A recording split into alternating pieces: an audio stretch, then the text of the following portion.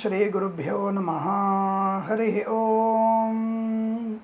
लक्ष्मीं क्षीरसमुद्रराजतनयां श्रीरंगदामेश्वरीं दासीभूतसमस्तदेववनितां लोकैकदीपाङ्कुरां श्रीमन्मन्दकटाक्षलब्धैर्भवत् ब्रह्मेन्द्रगङ्गाधरां त्वां त्रैलोक्यकुटुम्बिनीं सरसिजां वंदे मुकुन्दप्रियां।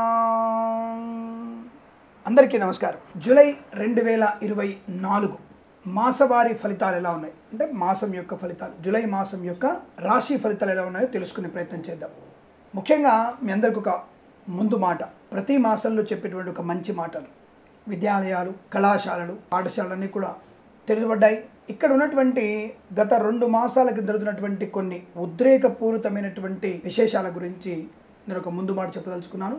తల్లిదండ్రుల యొక్క పర్యవేక్షణ లేకుండా పిల్లల్లో ఎదుగుదల, మంచితనం అనేది వృద్ధి పొందడం అసాధ్యం। మీ పిల్లలు ఏం చేస్తున్నారు, మీ పిల్లలు ఎటువంటి చదువులో ఉన్నారు, ఎటువంటి వాతావరణంలో పెరుగుతున్నారు, ఈ మధ్య ఎక్కడ చూసినా సరే మన ఆంధ్రప్రదేశ్లో కానీ తెలంగాణలో కానీ విపరీతమైనటువంటి మద్యపాన సేవనం, విపరీతమైనటువంటి ఈ యొక్క మత్తు పదార్థాలకి అలవాటు పడినటువంటి స్థితి కనబడుతోంది। అందులో ఆడపిల్లలు కూడా ఎక్కువ కనబడుతున్నారు। భాగ్యనగరం లాంటి చోట్లయితే విపరీతమైనటువంటి పోకళ్ళు ఎక్కువగా ఉన్నాయి। వెస్టర్న్ కల్చర్ అనేటువంటి భావన, తల్లిదండ్రుల యొక్క పర్యవేక్షణ లేకపోవడం, పర్లేదండి మా అమ్మాయి కదా, మా అమ్మాయి డ్రెస్ ఎలా అయినా వేసుకుంటుంది, మాకు ఇష్టమే, మాకు కూడా ఇబ్బంది ఏం లేదు, తనకి బాయ్ ఫ్రెండ్స్ కూడా ఉండొచ్చు, మాకు అవసరం లేనటువంటి వ్యక్తులు కూడా కొంతమంది ఒక పర్సెంటేజ్ ఉన్నారు। అటువంటి దౌర్భాగ్యపు వ్యక్తుల్ని పక్కకు పెడదాం। ఆ వెస్టర్న్ కల్చర్ని తల్లిదండ్రులు కూడా వాళ్ళ వైపు తిప్పుకొని వావి వరుసలైనటువంటి స్థితిలోంచి మనం వాళ్ళని ఒక పర్సెంటేజ్ ఉన్నటువంటి వ్యక్తుల్ని మనం పక్కకు గెంటేద్దాం। మిగిలిన 99%ల్లో మిడిల్ క్లాస్ ఫ్యామిలీస్,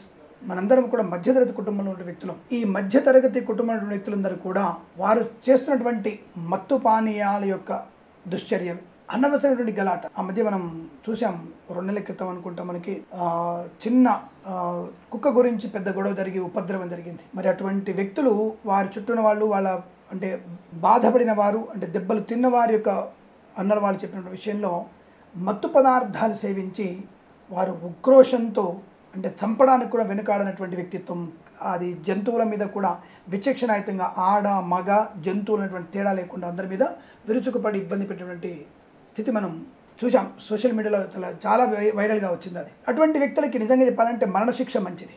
వారికి అటువంటి వ్యక్తులకి ఒకరి ప్రాణాన్ని తీయగలిగేటువంటి ఉన్నటువంటి వ్యక్తులు, అటువంటి ఆలోచన వాళ్ళు మరణానికి అర్హులు కాబట్టి వారికి మరణశిక్ష పడడం మంచిది, అది నా భావన। సరే, న్యాయశాఖ నేను దాని గురించి కాంట్రవర్ట్ చేయట్లేదు।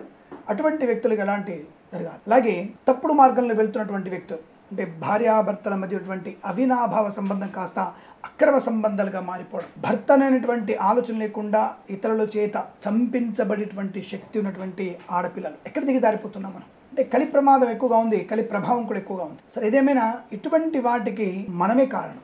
మన పిల్లలు దృశ్య మాధ్యంలో ఏమేమి చూస్తున్నారు, అందులోనూ మే నెలలోనే అనుకుంటా పేపర్లో వచ్చింది, 100 రూపాయలు పెట్టేదో కొనుక్కొని దాంట్లో బూతు సినిమాలు చూసేటువంటి స్థాయికి దిగజారిపోయారు మన పిల్లలు। మరి అటువంటివి మనం ఎప్పుడు కట్టడి చేయాలి, ఎవరు కట్టడి చేయాలి? పిల్లలకి వాక్ స్వాతంత్రము, అలాగే స్వతంత్రత, వాళ్ళకి ఇండివిజువాలిటీ పెరగాలనే విషయం మంచిదే, కానీ before 10th class, before 8th class sex knowledge, emotional attachments, infatuations ఇవన్నీ కూడా మనము కలిగిస్తున్నాం। ఎలా? మన పర్యవేక్షణ లేకుండా వాళ్ళు అలా తయారవుతున్నారు। కాబట్టి మీరందరూ కూడా దయచేసి పిల్లల మీద ఎక్కువగా దృష్టి పెట్టి, పిల్లలు దారి తప్పినప్పుడు గట్టిగా దండించడం మంచిది।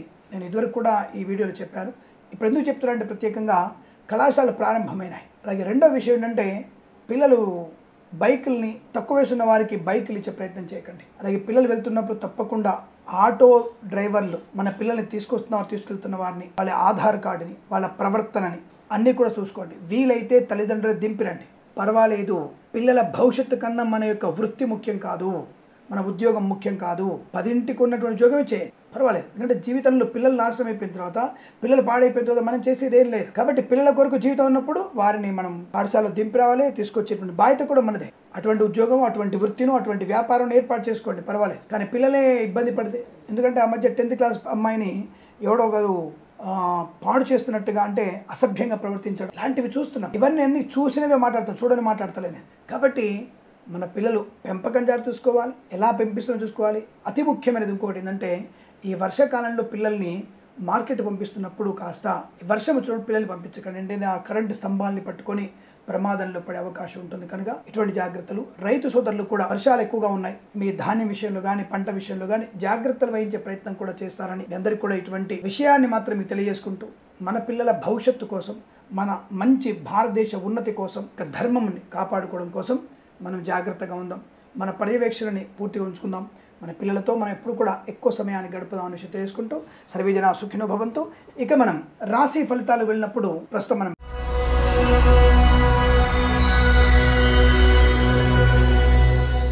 అందరికీ నమస్కారం. జూలై 2024 మిథున రాశి వారి ఫలితాలు ఎలా ఉన్నాయో తెలుసుకుందాం. మిథున రాశి వారికి ముందుగా ఆఖరి వారం గురించి చెప్పుకుందాం. మళ్ళీ చెప్తున్నాను, నేను మాస ఫలితాలని 4 భాగాలు మాత్రమే చేసుకుంటున్నాను. మళ్ళీ వచ్చి చెప్పే వరకు అనుకోవద్దు. మీరు 4 వారాలని డివైడ్ చేసుకోండి. అంటే 7.5 రోజులుగా మీరు మార్చుకోవచ్చు. లేదా మొదటి వారం 8 రోజులు, రెండో వారం 7 రోజులు, మూడో వారం 8 రోజులు, 4 వారం 7 రోజులుగా మార్చుకోండి. అంటే మీకు సౌలభ్యవంతంగా దాన్ని మార్చుకోండి. మొదటి వారము అలా తీసుకోవడం వల్ల ప్రయోజనం ఉంటుంది మనకి. అలాగే చెప్తున్నాను నేను. కాబట్టి దీనిని మా ఎడిటర్లు డేట్ ప్రకారం చెప్తారు మీకు. ఆ డేట్ని తప్పకుండా ఫాలో అవ్వండి. ఈ వారంలో మొదటిగా ఆఖరి వారంలో సామాన్య ఫలితాలుగా చెప్పబడుతోంది. సామాన్య ఫలితాలు అంటే ఇక్కడ ఒకటి మైనస్ బాగా కనబడుతోంది. మరి సామాన్య ఫలితాలు అంటారు, మైనస్ అంటావు, అసలు ఏం చెప్తున్నావు నీకు అర్థమవుతుందా అంటే వ్యర్థమైనటువంటి కామెంట్స్ చేసే వాళ్ళు చాలామంది ఉంటారు కదండి. నేను ఎలక్షన్స్ చెప్పినప్పుడు నువ్వు చెప్పింది అవుతుందా, చెప్పింది అవ్వలేదు కదా, నేను ఎలా నమ్మాలి, ఇటువంటివి కామెంట్ చేస్తూనే ఉంటారు. మీ జన్మజాతకాన్ని బట్టి ఫలితాలు ఎక్కువ ఉంటాయని చాలాసార్లు చెప్పాను. ఇవి గోచార ఫలితాలు 40 నుంచి 50% వరకు మాత్రమే అనుభవించుకోండి, అంతకు మించి చూసుకోవద్దు. జన్మజాతకాన్ని గోచారం నుండి కలుపుకుంటే 90% ఫలితాలు ఉంటాయి. ఎవరో బల్లగుద్దు చెప్పారు, గట్టిగా చెప్పారు, వారు గెలుస్తారని వీరు గెలుస్తారని, మీరు చెప్పింది అవ్వలేదు, మీరు చెప్పింది అయ్యింది, ఇది కాదు సమస్య. అక్కడ వారి వారి జాతకాలని అనుసరించి మేము చెప్పేటువంటి ఫలితాలు ఇవన్నీ. సరే, ప్రస్తుతాంశంలో ఆఖరి వారం ఉన్నటువంటి సామాన్య ఫలితాలు మీకు నెగిటివ్ వైపు కనబడుతోంది. మరి ఏం చేయాలి? నెగిటివ్ కనబడుతున్నప్పుడు పుణ్యబలాన్ని పెంచుకోవాలి. పుణ్యబలం అంటే ఏమిటి? జపము, తపము, దానము, ధ్యానం, యజ్ఞము, యాగం, ఏది వీలైతే అది చేయండి. సులభమైనది ధ్యాన దానం, అది చేయండి అని చాలాసార్లు చెప్పాను కదా. మరి దీనికి కోపం ఏంటి, దీనికి నెగిటివ్ ఏంటి? అవతల వ్యక్తి మంచిగా ఉండడానికి మనం ధ్యానం చేస్తే తప్పెలా అవుతుంది?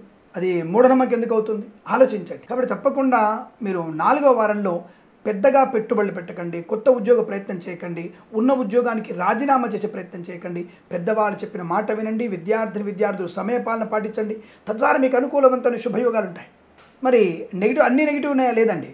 రైతులకి మంట లాభం ఉంది. అలాగే మనకి కొత్త వ్యాపారంలో పెట్టుబడి పెట్టవచ్చు, కొత్త వ్యాపారంలో భాగస్వామి కలవచ్చును. కానీ కొత్త వ్యాపారంలో పెట్టుబడి పెట్టకండి. కొత్త వ్యాపారంలో భాగస్వామిని మీరు కలుసుకోండి, మాట్లాడుకోవచ్చు. కొత్తగా పెట్టుబడులు పెట్టకండి, నష్టాన్ని పొందుకుంటారు. అలాగే ఈవెంట్స్ చేసేవాళ్ళు జాగ్రత్తగా ఉండండి. అలాగే మరి వివాహ సంబంధ విషయాలు అనుకూలంగా ఉంది. తల్లిదండ్రుల మాట వినడం వల్ల శుభయోగం కనబడుతోంది. కాబట్టి కొన్ని విషయాలు మీకు నెగిటివ్గా ఉన్నాయి, కొన్ని విషయాలు లాభసాటి వ్యవహారం కనబడుతోంది.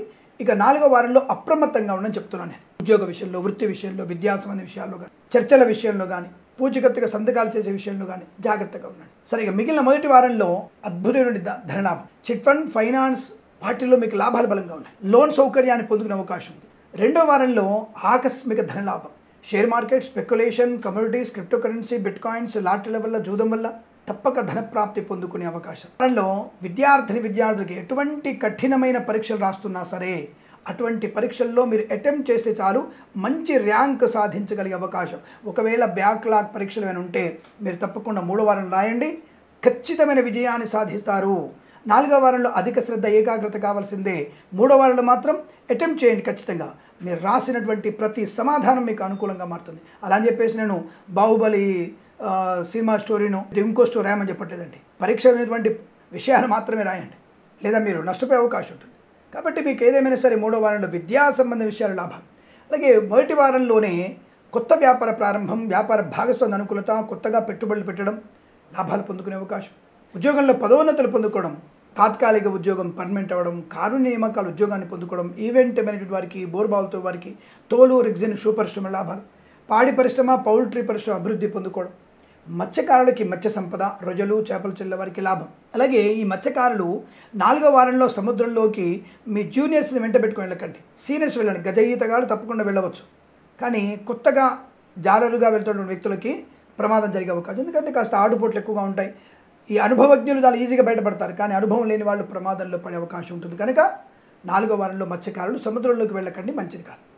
మిగతా వారంలో అనుకూలవంతమైన శుభయోగాలు ఉన్నాయి. అలాగే ఫార్మా, సిమెంటు, ఐరన్, ఇటుకలు, ఇసుక, రాగి, ఇత్తడి, మైనింగ్ వ్యాపారం, కన్స్ట్రక్షన్, రియల్ ఎస్టేట్, మద్యపానం, హోటల్, ఇంటీరియర్, ఎక్స్టీరియర్ ఫర్నిచర్, గాజు పరిశ్రమలో కూడా మంచి లాభాలు ఉన్నాయి. అలాగే కుటుంబ పరంగా చూసుకుంటే అనుకూలవంతమైనటువంటి శుభయోగాలు, దాంపత్య సుఖజీవనం, అన్యోన్యమైనటువంటి వ్యవహారాలు, ప్రేయసి ప్రియులు పెద్దల అంగీకారంతో ఒకటే సూచనలు. అలాగే పితృ సంబంధ వ్యక్తుల నుంచి ధనలాభం, కోర్టు వివాదాల సమస్య పోవడం, ఆస్తి పంపకాల అనుకూలతలు, ఇంట్లో ఏదన్నా శుభకార్యం జరగడం, కృత్రిమ సంతాన ప్రాప్తి పొందుకోవడం, వివాహ సంబంధ చర్చల్లో సఫలత పొందుకోవడం, ఇలాంటివన్నీ కూడా మీకు 1, 2, 3 వారాల్లో కుటుంబపరమైన అభివృద్ధి బ్రహ్మాండం కనబడుతోంది. అలాగే పోగొట్టుకునేటువంటి గౌరవాన్ని, వ్యక్తుల్ని, మిత్రుల్ని, అలాగే ఏదైనా వస్తువుని తిరిగి పొందుకోగలిగే అవకాశం, చాలా మంచి లాభాలు ఉన్నాయి. తప్పకుండా అటువంటి వస్తువులు కొనుగోలు చేస్తారు. ఇక రైతన్నలకి పంట లాభం, పూలు, పళ్ళు, కూరగాయలు, మినపగుళ్ళు, చింతపండు, బెల్లం, మిర్చి, పత్తి పరిశ్రమలోను, సూపర్ మార్కెట్, కిరాణా వ్యాపారంలో కూడా మంచి లాభాలు ఉన్నాయి. కళాకారుల, క్రీడాకారుల అభివృద్ధి, సినిమా రంగంలో వ్యాపార వృద్ధి, రాజకీయ రంగంలో కలిసి రావడం, automobile, electronic, electrical, interior, exterior furniture, గాజు పరిశ్రమ, చేనేత, వస్త్ర, దర్జీ పనిచేసే వారికి, పెట్రోలియం, బేకరీ, నూనె ఉత్పత్తులకి, విద్యాలయ, వ్యాయామ, చిట్ ఫండ్, ఫైనాన్స్ వ్యాపారంలో కూడా మంచి లాభాలు ఉన్నాయి. ప్రశాంతమైనటువంటి జీవనాన్ని పొందుకుంటారు. శుభకర ఆనందాది శుభయోగాలు, సత్సంతాన ప్రాప్తి పొందుకోవడం, అలాగే మద్యపాన వ్యాపారం బ్రహ్మాండమైనటువంటి లాభాలు పొందుకునే అవకాశం. విదేశాలు వెళ్ళాలనుకుంటే మీరు 1వ వారంలో మీరు తప్పక ప్రయత్నం చేయండి. వీసా ఇంటర్వ్యూ ఉంటే తప్పకుండా మీరు ప్రయత్నం చేయవచ్చు. తప్పక మీరు విదేశాలు వెళ్ళగలిగే అవకాశం, విదేశాలు విద్యాభివృద్ధి పొందుకోవడం, స్వదేశంలో మీ ప్రయాణ లాభాలు, తీర్థయాత్ర సేవలు కూడా అద్భుతంగా ఉండబోతుంది. నర్సరీ తోటలు, పూజా ద్రవ్యాల పనుల లాభాలు, boutiques, beauty parlour, bamboo depot, బాణసంచ కర్మాగారం, టైల వ్యాపారం, ముద్రణాలయంలో అభివృద్ధి పొందుకోవచ్చు.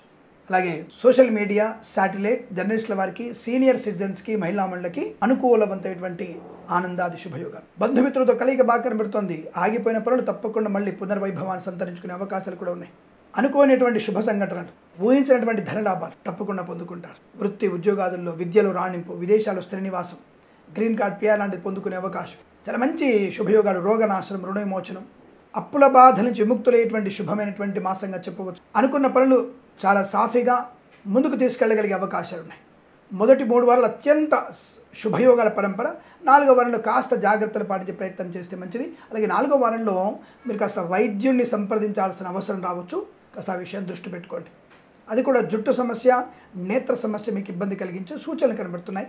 ఆ విషయంలో జాగ్రత్తగా ఉండే ప్రయత్నాన్ని చేస్తే సరిపోతుంది. అనుకూలవంతమైనటువంటి శుభయోగాలు ఉంటాయి. చాలా మంచి మాసంగా, ఆనందకరమైనటువంటి శుభయోగంగా చెప్పబడుతోంది. ఈ మాసం ప్రతి మాసం కూడా మీకు అద్భుతమైనటువంటి ఆనందాది అదృష్ట యోగాల పరంపర కొనసాగాలని కోరుకుంటూ సర్వేజన సుఖినో భవంతు. ప్రేమతో మీ కిరణ్ శర్మ. స్వస్తి ప్రజాభ్య పరిపాలయంతాం న్యాయేన మార్గేణ మహిమహేషాః. గోబ్రాహ్మణేభ్యః శుభమస్తు నిత్యం. లోకా సమస్తా సుఖినో భవంతు.